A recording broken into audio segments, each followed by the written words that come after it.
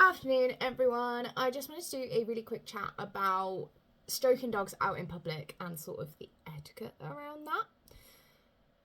One, don't go up and stroke random dogs without asking first. Really, really simple one. It might be, for whatever reason, the dog may have just had surgery and may be in pain, and you might be about to touch their surgery site. Or they might have had an injury. A dog might have attacked them yesterday. They might be sore. We all know what it feels like to have. I've got a sore back at the moment. Anytime either of my dogs jump on me in like play or something like that, makes me really unhappy, and I'm not enjoying the interaction at the moment. It would be an awful lot worse if a random stranger on the street just came up and patted my back. I would A, be really confused why the stranger had touched me, and B, would be really, really sore, and you'd get an exaggerated response out of me because I'm in pain. So there's the obvious like medical concerns. There's the behavioural concerns. That dog might be absolutely petrified of strangers, of people it doesn't know. It might have had really, really negative associations with people. It might just genetically be predisposed to not be that into humans. The dog might have had a desire to hurt humans, and it might be fine in certain contexts, but if you're going to bend down and stroke it, it might take umbrage to that. There are so many reasons you don't want to just go up and stroke a random dog. It could be in training. It could be like a service dog.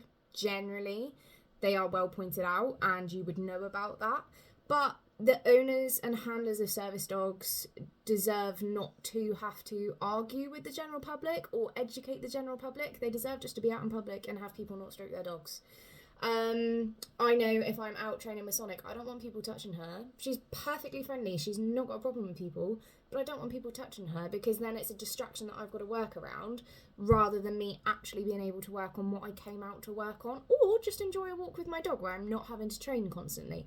And yes, I know I'm a dog trainer, but actually I don't enjoy training my dogs 24/7, 100% of the time. My dogs do get trained every single day, but it's planned. I don't want to jump into an unplanned situation and have my dog potentially learn a negative behaviour that I then have to go and fix because some stranger came up and stroked her. So there are so many reasons why we don't want to go over and interact with a dog. Most importantly for you is your own safety. If you don't know what that dog's going to do, and if you just walk over and stroke it, it could bite you. It could scratch you. And yes, those things shouldn't happen. Dogs should not be placed in public in situations where that's going to happen. But it's a risk. And why put yourself at that risk? As someone that loves dogs, like literally my entire life is dogs. My hobbies are dog sports and reading dog books.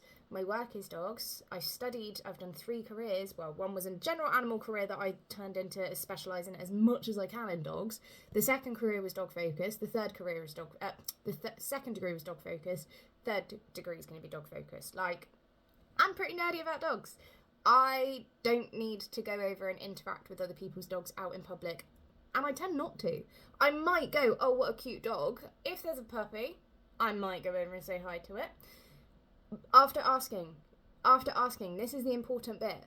But generally, if I'm just walking down the street, I might look at your dog and I might sort of have a think about how cute it is, and if you're doing training, I'm definitely admiring that. But I don't need to go over and interact with it. There's no need. And this is not coming from someone that has made their whole life about dogs. So if you do want to interact with a dog, ask whoever is holding the other end of the lead. If they say no, say, okay, and walk away. That's it. That's how easy it is. If they say yes, but they say, oh, could you help me train? Listen to what they say and do what they say. If you have questions, ask those questions before helping them train the dog.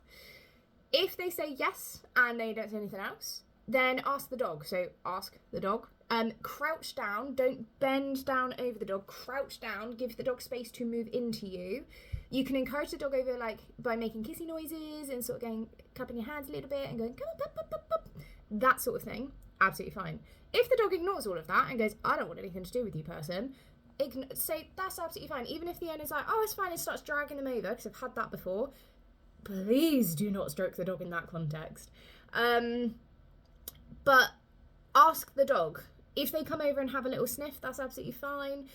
try and touch the body parts they offer you. So Timon, Pumbaa's brother, you can bend down and encourage him over, and he will swing sideways into you and almost push his bum into your legs. He wants you to scratch his back. He wants you to give him back scritchies and bum scritchies. He doesn't want you to touch the top of his head. He doesn't want you hugging him. He doesn't really want his chest touched or anything like that.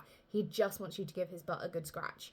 Pumbaa is the same. He will present you his chest. He does not want you to touch the top of his head. Sonic is a bit of an anomaly in that she'll happily be touched anywhere. She doesn't care. But try and avoid like going on top of the dog's head or so if I'm like this, I don't want to put my arm over a dog. I want to touch their chest and scratch the side that they're offering me, but they have 180 degrees to move away from me should they desire to do so. So make sure that if they offer anything, touch that. Let the dog leave. If the dog leaves, then that's the interaction over and that's fine. But listen to the owner or the handler or whoever is with the dog. Listen to what the dog says.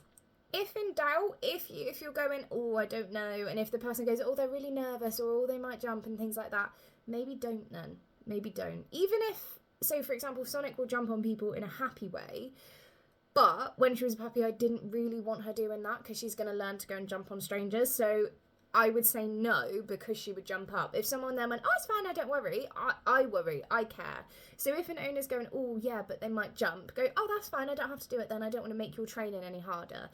I know so many clients that would appreciate that and would be really grateful that you've got the consideration of not just the 30 seconds that you, a stranger, is going to interact with their dog, but the rest of that dog's life, interacting with other people and the training that your 30 seconds is going to have on the rest of their life worth of interactions with other people.